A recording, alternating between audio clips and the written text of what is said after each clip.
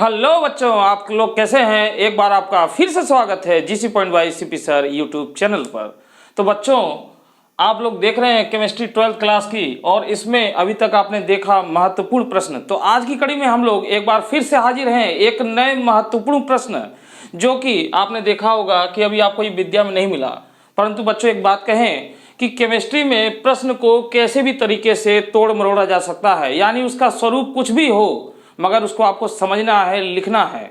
तो बच्चों देखिए, प्रश्न आज आपका है, प्रथम संक्रमण श्रेणी 3D श्रेणी में स्कैंडियम से जिंक तक जाने पर परमाणु त्रिज्याओं में क्या परिवर्तन आता है और क्यों, समझाइए। बहुत ही महत्वपूर्ण परिवर्तन बच्चों, ये आप सामने देख रहे हैं, आपके सामने ग्राफ है। तो इसमें आप स्पष्ट रूप से देख रहे हैं कि स्कैंडियम से जैसे ही हम मूव करते हैं, scandium, titanium, vanadium, chromium, manganese, ferric, cobalt, nickel, copper और जिंक, तो जब पहुंचते हैं बच्चों यहाँ पर, तो देखिए त्रिज्याओं में कमी आती जा रही है। परंतु बच्चों यहाँ पर देखिए, जैसे स्कैंडियम यहाँ पर 160 ये है पिकोमीटर मेटेलिक रेडियस, और ये है इंक्रीजिंग एटॉमिक नंबर। तो बच्चों यहाँ पर आप देख रहे हैं कि एटॉमिक रेडियस में यहाँ पर डिक्रीज हो रहा है, ये 160 है। फिर टाइटेनियम में आप देख रहे हैं 150 के और कम हो चुका है। वैनेडियम में आप देख रहे हैं कि और लगभग कम हो चुका है, यानी 130 के ऊपर है, लगभग 31 से 32 के आसपास। और क्रोमियम में आप देख रहे हैं 130 से नीचे हो गया है। परंतु यहाँ से बच्चों आप देखें कि मैग्नीज से लेकर के ये निकिल तक, यानी यहाँ से भी कुछ कम हुआ है। परंतु यहाँ मैग्नीज से लेकर निकिल तक की परमाणु त्रिज्याएं लगभग स्थिर हो जाती हैं। यानी हम यूं नहीं कहेंगे कि बराबर है, परंतु ये लगभग स्थिर हो जाती हैं, यानी इनमें बहुत ही नगण्य परिवर्तन होता है। तो हम इसको कह सकते हैं कि एक तरीके से लगभग समान हो जाती है। और फिर इसके बाद निकिल से बाद कॉपर और जिंक बहुत तेजी से वृद्धि करता है। फिर देखिए कॉपर से जिंक ये बढ़ना चालू हो गया। तो ऐसा क्यों होता है कि पहले घटती है, फिर लगभग स्थिर होती है, और फिर जो है ये आपका तेजी से बढ़ता है। तो आखिर इनमें ये परिवर्तन क्या है, इस प्रश्न को इस तरीके से लिख दिया गया है। या फिर इसको इसी तरीके से लिखा जा सकता है कि 3D श्रेणी में स्कैंडियम से जिंक तक जाने पर मैग्नीज से लेकर निकल तक की परमाणु त्रिज्याएं स्थिर क्यों हो जाती हैं, क्या कारण है, स्पष्ट कीजिए। तो प्रश्न कुछ भी दे सकता है, आपको समझना है और उसको लिख देना अपनी भाषा में। तो देखिए, आज इसका एक्सप्लेनेशन करेंगे और बहुत ही आराम से मैं आपको एक एक चीज तोड़ करके बताऊंगा। एकदम ध्यान से देखिए आज का वीडियो, आपके लिए आज का वीडियो बहुत ही खास और महत्वपूर्ण है। इसको समझें और समझ के आसानी से अपनी भाषा में हम लोग इसको लिखते हैं।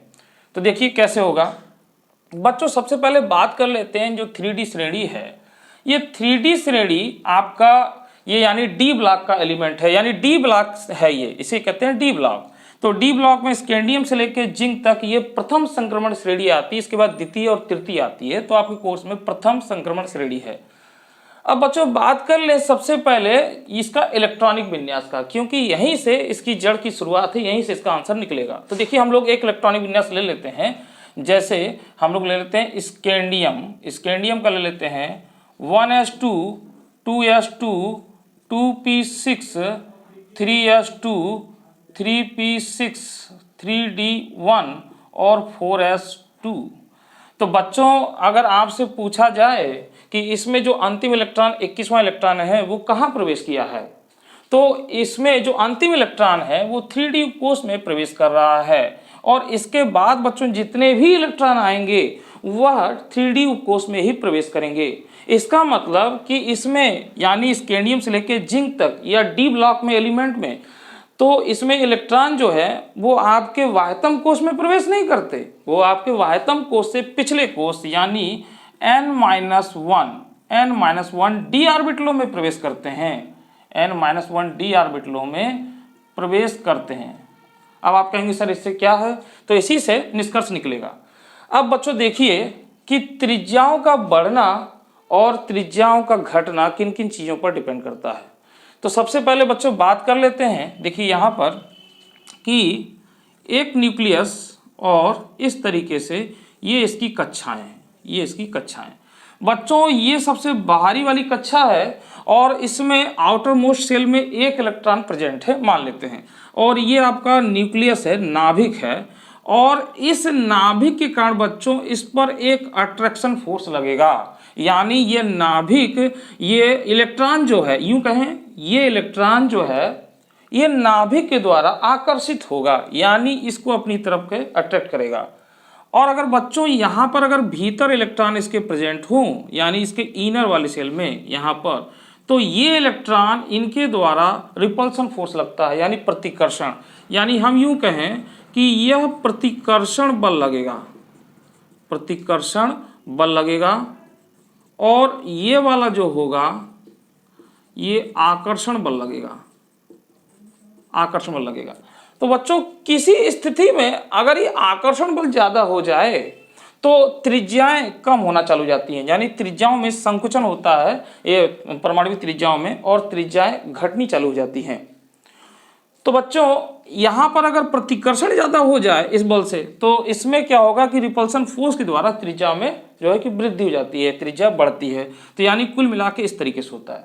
अब बच्चों देखिए, ये जो आपका आकर्षण बल लग रहा है ये प्रभावी नाभिकीय आवेश के द्वारा हो रहा है, यानी यहाँ पर प्रभावी नाभिकीय आवेश, नाभिकीय आवेश, नाभिकीय आवेश, यानी इसको हम लोग बोलते हैं इफेक्टिव न्यूक्लियर चार्ज। तो ये होता है। तो बच्चों इसके द्वारा अगर ये बढ़ गया, ये न्यूक्लियर चार्ज बढ़ गया, यानी ENC इफेक्टिव न्यूक्लियर चार्ज अगर बढ़ गया हमारा, तो त्रिज्याएं जो हैं वो कम होना चालू हो जाएंगी। पहली बात ये क्लियर हो चुकी है, यानी एक ये फोर्स लग रहा है एक तरीके का, ये बात हो गया ENC इफेक्टिव न्यूक्लियर चार्ज। अब आगे बात करते हैं। यहां पर बच्चों देखिए ये प्रतिकर्षण बल लग रहा है। अगर ये इलेक्ट्रॉन प्रतिकर्षण लग रहा है, इसका मतलब कि यह इसके आकर्षण को कुछ कमजोर बना दे रहा है, यानी इसकी मौजूदगी में, इसकी उपस्थिति में इसका आकर्षण इसके द्वारा, यानी इसका जो है इसके प्रति आकर्षण जो है वो कुछ कमजोर हो जाएगा, वो कुछ कमजोर हो जाएगा। तो बच्चों अगर यहाँ पे इलेक्ट्रॉन बहुत तेजी से आ जाए, यानी इस वाले सेल में, या अगर मैं इलेक्ट्रॉन को बहुत ज़्यादा फिलअप कर दूँ इस तरीके से, देखिए इस तरीके से इलेक्ट्रॉन को फिलअप कर दूं यहाँ पर, तो आप देख रहे हैं कि ये पूरा का पूरा ये घेरा बन गया, और घेरा बनने के कारण जो है यह इलेक्ट्रॉन का इस नाभिक के प्रति आकर्षण कम हो जाएगा। तो बच्चों ये जो इसने घेरा बनाया इलेक्ट्रॉनों द्वारा, ये जो घेरा बना, इसको हम लोग कहते हैं आवरण प्रभाव, इसको कहते हैं आवरण प्रभाव, आवरण प्रभाव, शील्डिंग इफेक्ट, शील्डिंग इफेक्ट, इसको शील्डिंग इफेक्ट कहते हैं, आवरण प्रभाव कहते हैं। तो ये आवरण प्रभाव होने के कारण जो इसका आकर्षण बल है वो कमजोर हो जाएगा, और त्रिज्या जो है वो घटने के बजाय बढ़ जाएंगी, क्योंकि ये रिपल्सन फोर्स भी लगाएगा। यानी आवरण प्रभाव अगर ज्यादा हो जाए और नाभिकीय आवेश जो है, यानी नाभिकीय आवेश का प्रभाव कम हो जाए, तो उस स्थिति में त्रिज्या हमारी बढ़नी चालू हो जाएंगी। तो मेरे ख्याल से आपको बातें समझ में आ रही होंगी कि यहाँ पर दो प्रभाव हैं, यहाँ पर दो प्रभाव हैं। एक प्रभाव आपका जो है आवरण प्रभाव, मैं इसको यहाँ पे लिख देता हूँ आवरण प्रभाव, और दूसरा जो है प्रभावी नाभिकीय आवेश, नाभिकीय आवेश, आवेश। तो बच्चों ये दो प्रभाव है, आवरण प्रभाव और प्रभावी नाभिकीय आवेश, ये इस तरीके से दो प्रभाव है। तो इस कंडीशन में अगर बच्चों ये दोनों ही प्रभाव अगर बराबर हो जाएं, तो उस कंडीशन में, और ये दोनों प्रभाव बराबर हो जाएं, तो एक तरीके से दोनों एक दूसरे को संतुलित कर देंगे।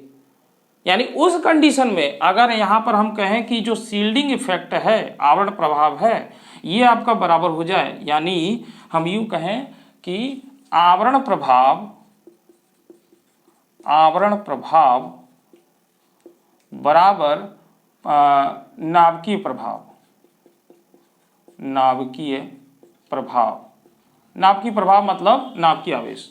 तो ये दोनों प्रभाव अगर बराबर हो जाए, तो उस कंडीशन में त्रिज्या ना तो बढ़ेगी और ना तो घटेगी, यानी लगभग कांस्टेंट हो जाएगी। इस चीज को समझें। परंतु अगर ये आपका प्रभाव बढ़ गया और ये प्रभाव कम हो गया, तो उस कंडीशन में बच्चों क्या हो जाएगा कि उस कंडीशन में जो है कि त्रिज्या बढ़ जाएगी, त्रिज्या हमारी बढ़ जाएगी। परंतु अगर बच्चों ये प्रभाव आपका कम हो गया और ये प्रभाव आपका बढ़ गया तो उस कंडीशन में जो त्रिज्या होगा वो कम हो जाएगी। मेरे ख्याल से बात आपको समझ में आ रही होगी स्पष्ट। अब चलते हैं, इसको डिफाइन करते हैं और ज्यादा। तो देखिए बच्चों, यहां पर होता क्या है, एक बार इसका आप पोस्ट करके स्क्रीनशॉट ले लीजिए, तो मैं इसमें कुछ मिटाऊंगा तो मैं आगे बढ़ूंगा। हाँ, तो देखिए बच्चों, होता क्या है, ये आपने ले लिया होगा, अब मैं इसको मिटा देता हूं, ठीक है।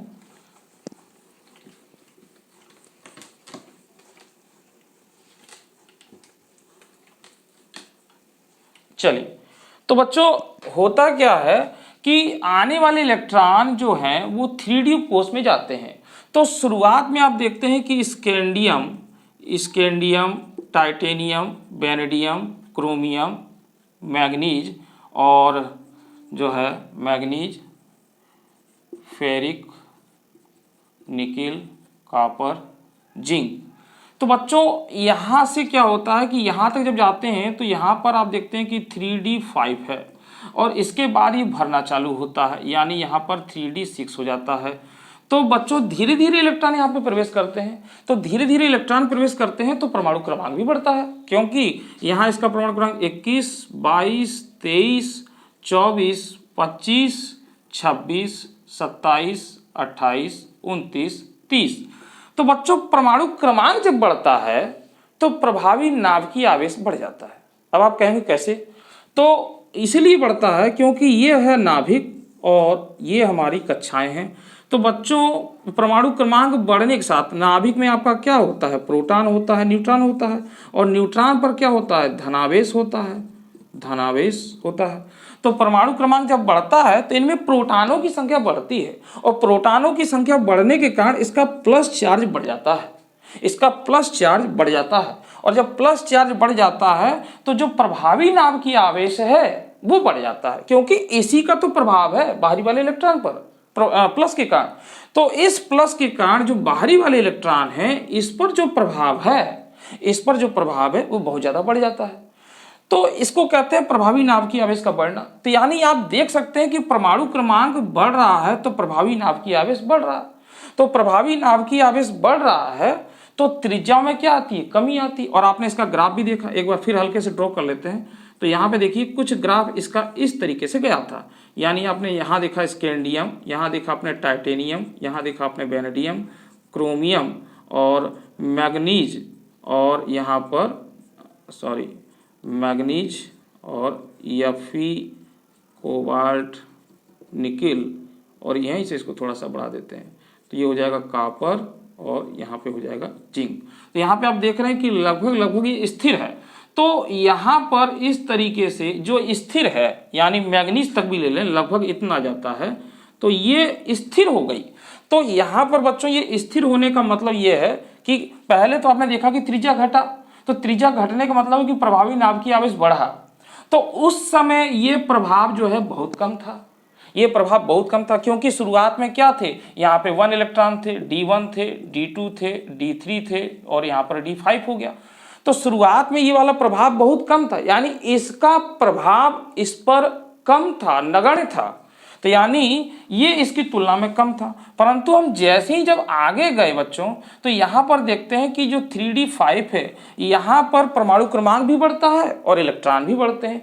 तो यहाँ से लेकर के यहाँ तक, यानी मैग्नीज से लेकर निकिल तक, ये दोनों प्रभाव आपस में बराबर हो जाते हैं। यानी जितना ये बढ़ता है उतना वो भी बढ़ता है और ये एक दूसरे को संतुलित कर देते हैं, निरस्त कर देते हैं, संतुलित कर देते हैं। तो इस तरीके से यहां से लेके यहां तक परमाणु त्रिज्या में कोई भी परिवर्तन हमको नहीं दिखाई देता, इसलिए ये आपका स्ट्रेट मिलता है या लगभग कांस्टेंट मिलता है। परंतु बच्चों यहां पर देखें, इसके बाद जाने पर ये 3D10 हो जाता है और ये भी 3D10, यानी इसमें इलेक्ट्रॉन पूरे फिलअप हो जाते हैं, या इलेक्ट्रॉन आने के कारण अब आवरण प्रभाव आपका बहुत ज्यादा हो जाता है। आवरण प्रभाव ज्यादा हो जाता है तो ये भी बढ़ता है, परंतु ये इतना बढ़ चुका है कि इसकी तुलना में ये बहुत कम हो चुका है। तो इसके प्रभाव के कारण जो है कि ये जो है आपका ये बढ़ गया। तो इसमें क्या हो गया कि त्रिज्या फिर बढ़ गई, यानी ये आवरण प्रभाव बढ़ने के कारण ये रिपल्सन फोर्स किया। जब ये बढ़ा आपका तो इसका जो आकर्षण था वो कम कर दिया और कम करने के बाद त्रिज्या आपकी बढ़ गई। तो बच्चों इतनी सी इसमें बात है। अब इसको एक बार फिर से समझ लेते हैं बच्चों, केवल मेरे आधार पर बोल समझते हैं कि स्कैंडियम से लेकर के मैग्नीज तक जब हम लोग जाते हैं तो इसमें प्रभावी नाप की आवेश बढ़ता है और आवरण प्रभाव का मान उतना नहीं होता, ठीक है, जिसके कारण की परमाणु त्रिज्याओं में कमी आती है। परंतु हम लोग जब मैग्नीज से निकिल तक की तरफ जाते हैं तो आवरण प्रभाव और प्रभावकी नापी आवेश का मान बराबर हो जाता है या दोनों लगभग समान हो जाते हैं, जिसके कारण ये एक दूसरे से संतुलित हो जाते हैं। इस स्थिति में त्रिज्या ना तो बढ़ती है ना तो घटती है, इनमें कोई परिवर्तन नहीं होता। परंतु जैसे कॉपर से लेकर जिंक तक जाते हैं तो जो है कि आवरण प्रभाव का मान तेजी से बढ़ता है, क्योंकि 3D कोष में इलेक्ट्रॉन बढ़ते हैं, जिसके कारण आवरण प्रभाव बढ़ जाता है और बाह्यतम कोष के इलेक्ट्रॉन का नाभिक के प्रति आकर्षण कम हो जाता है, जिसके कारण त्रिज्याएं बढ़ जाती हैं। तो बच्चों इस तरीके से इसको लिखना है। अब आप ये समझ गए होंगे। तो बच्चों अगर आपको लिखने में परेशानी है तो आप इसके लिए PDF फाइल आपको प्रोवाइड कर दी जाएगी। आप कमेंट बॉक्स में लिख के भेजिए कि हमें इसकी PDF फाइल चाहिए, तो इसकी PDF फाइल में अपने हाथों से लिख करके मैं उसको प्रोवाइड कर दूंगा और आपको पूरा मैटर लिखा हुआ मिल जाएगा। मैंने ये समझाने का आपको प्रयास किया है ताकि आपको ये अच्छे समझ में आए और आप समझ के अपनी भाषा में परीक्षा में लिखें। अपनी भाषा में लिखेंगे तो नंबर अच्छे प्राप्त होंगे, आपको अपनी भाषा में उसको व्यक्त करें। ठीक बच्चों, तो बच्चों आज की वीडियो में इतना ही। अगली वीडियो में हम लोग फिर मिलेंगे किसी नए टॉपिक खास के साथ जो परीक्षा के लिए बहुत ही इंपॉर्टेंट होगा। तो बच्चों लगे रहिए मेरे साथ इसी साथ और जो है कि अच्छे से तैयारी के लिए बने रहिए, क्योंकि आपको बहुत महत्वपूर्ण इस पर प्रश्न और भी आपको मिलने वाले हैं। ठीक है बच्चों, तो जब तक तोड़ेंगे नहीं तब तक छोड़ेंगे नहीं। फिर मिलते हैं अगली वीडियो में, नेक्स्ट वीडियो में। तब तक के लिए मुझे दीजिए इजाजत। धन्यवाद।